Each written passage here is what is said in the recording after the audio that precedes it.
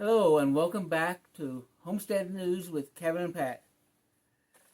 Today's road and range it for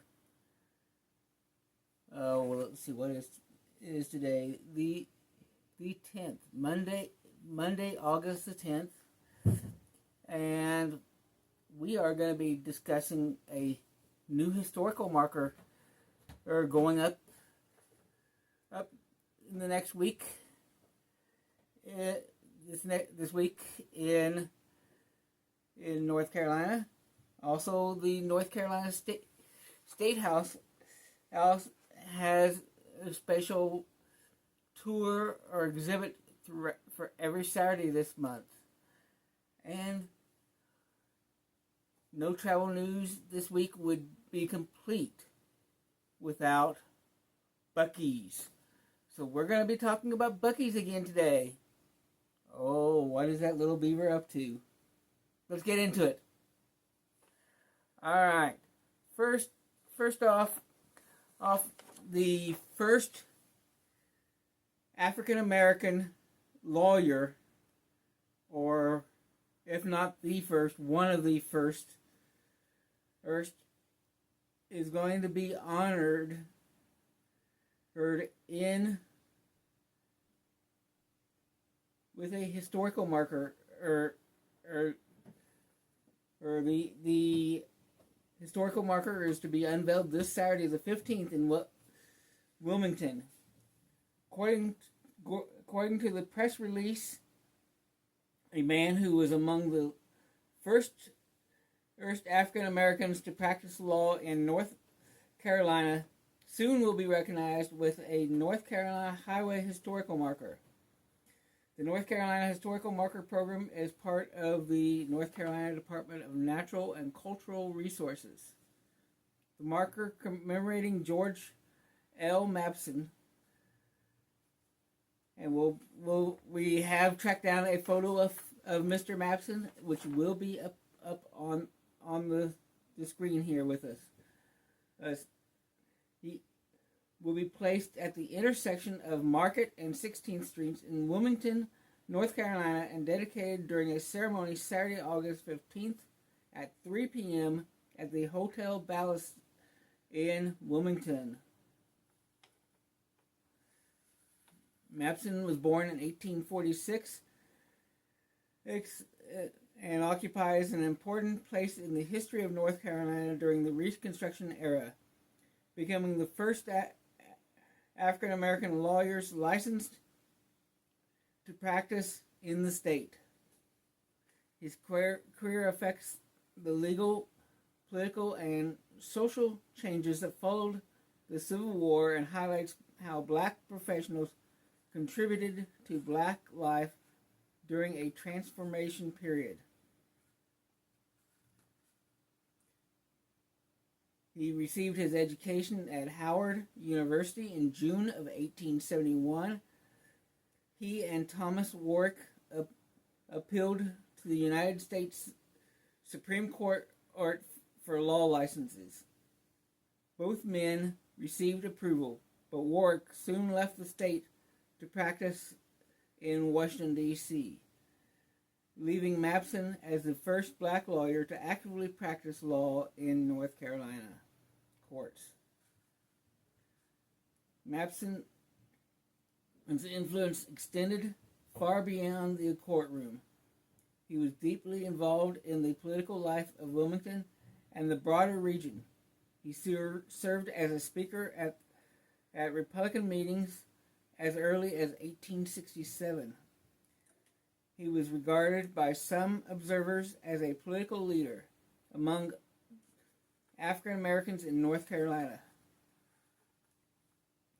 He held multiple public offices, including service in the North Carolina House of Representatives in 1870 to 1872, and in the state Senate from 1872 to 1874. He also participated in the Constitutional Convention of 1875. He died in 1885. So I really don't have too many thoughts on this. It's good that he's finally being recognized. Why is it 2026 that he's just now being recognized? Pat, you have any thoughts? Well, you know, it's good that he's being recognized. Though it's just kind of sad that it took this long. You know. Yeah. But I'm really glad, though. Yes. And next, the state capitol offers a special tour focusing on ancient symbolism in North Carolina. This here they're talking about the ancient Greek and Roman influences is in North Carolina and America as a whole. And Pat's gonna go over the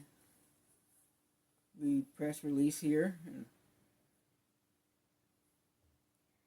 Join the North Carolina State Capitol during August to revisit a special tour series, Ancient Inspirations, offered every Saturday of the month. Learn how the ideas of the ancient Greeks and Romans shaped the modern North Carolina and America. Tour topics will include ancient symbolism in art and architecture, citizenship and voting, military service, government, science, and mathematics, and many other topics connecting our distant past with the modern day. The North Carolina State Capitol is administered by the Division of State Historic Sites within the North Carolina Department of Natural and Cultural Resources. Tour will begin at 1 p.m. on August 8th, 15th, 22nd, and 29th. Tours start outdoors, but take place primarily inside Capitol Building. The tours are free. No reservation is necessary. Walk-ups are encouraged. Tour content is appropriate for most age groups. Recommended for ages 10 and up. Tours begin in the Capitol Rotunda. Please check in at the front desk when you arrive. The Capitol is located in Raleigh. We'll stop there. We need to. So if you're in the North Carolina area, especially in the Raleigh area, maybe check that out. It sounds like it would be interesting. I'm not sure that we can make it down there any time during the month, but it does sound interesting, and while the Capitol's on our list of places that we would like to get to, I'm not sure that we'll be able to make it during this month while they're having the tours, but it's definitely something that sounds like something that would be worth seeing. And Pat, what do you think? Yeah, it sounds like it would be interesting. So, and finally, our final piece here, we're going to talk about Buc-ees. Let's see what that beaver's up to now. So, as you know, they have announced that they are going to be expanding and building even more new stores. This time, they are planning to build a store in Ohio. And, well, there is a little tiny market that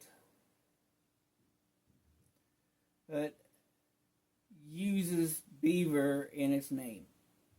Now, granted, this is in Beaver Creek, Ohio, and don't forget, there's also a Beaverton, Ohio, as well. So, but there's this particular mom and pop store in Beaver Creek, Ohio. Well, Buc-ees has focused their sights on and has filed a lawsuit against them. Let's get to this report that we have from a sister news agency, and we'll come back and discuss it. So let's listen in.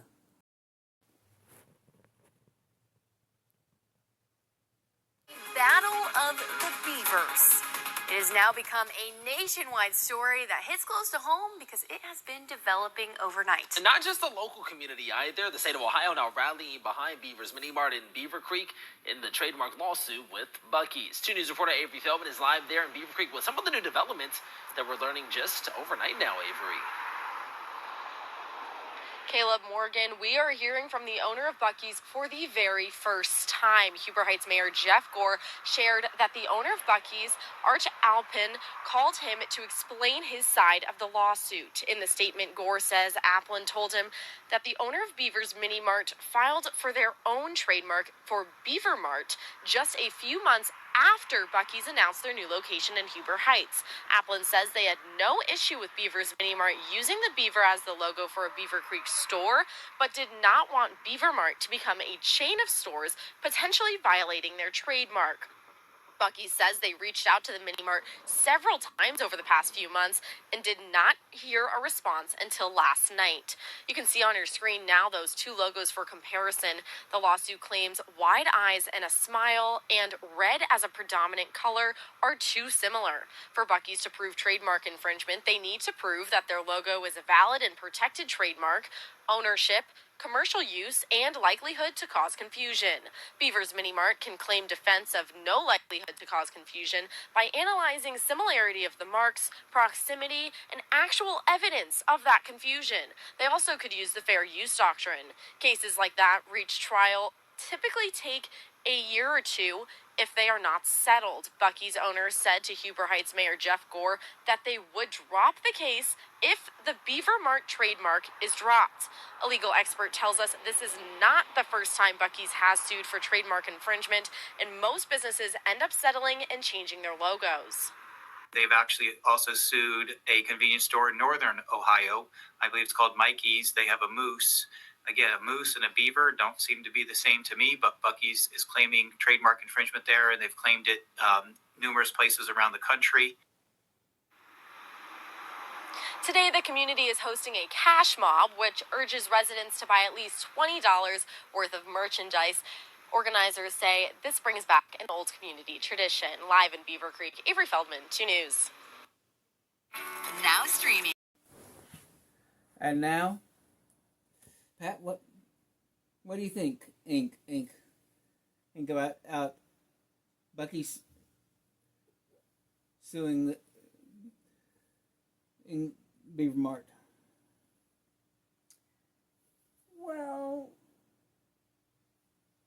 think after reading the report, the Beaver Mart has had their little beaver up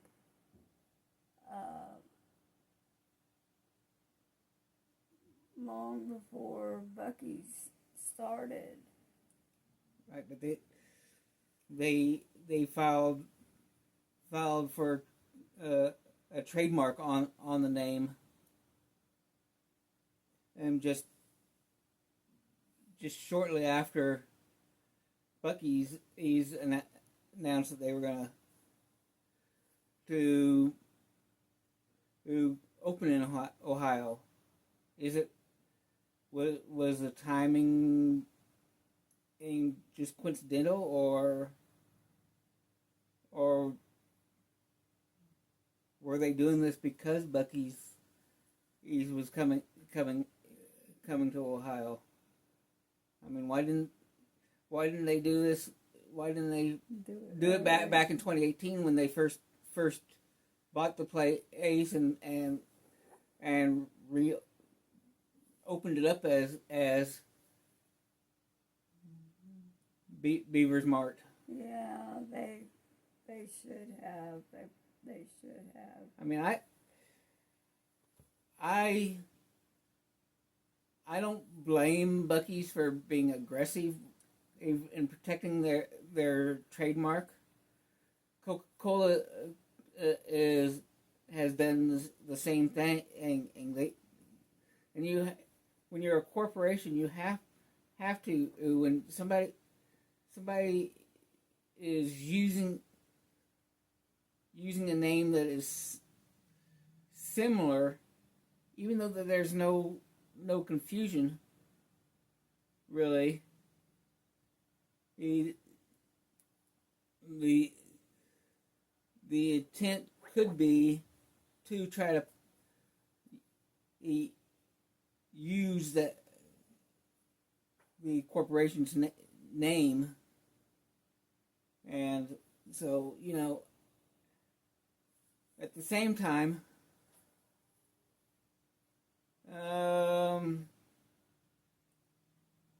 it seems like it's an overreach. You know, it's like, really, a little tiny mom and pop store in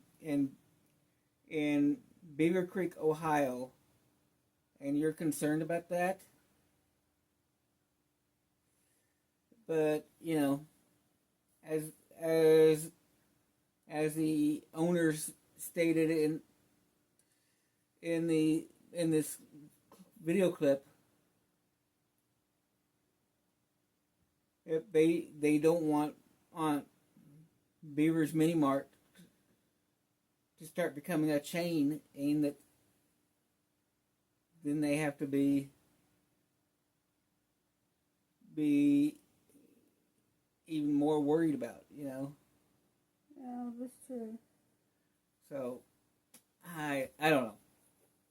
What do you all think? Leave us a comment below. And with that, we thank you for watching. And be sure to like this video. Oh, comment below. Tell us in the YouTube comments what do you think on any of the articles that we discussed. What is it? Is Buc-ee's overreaching here, or are they really just trying to protect themselves? I mean, what do you think? If you haven't, and subscribe to our videos or our channel, subscribe to our channel, and Pat, Don't forget to find us, and follow us, and like, on Facebook. Find and follow us on Facebook. Yes, as and we're also on Twitter, or Homestead News, Facebook and Twitter. And thank you for watching. God bless you all, and we will see you next time. Have a great day.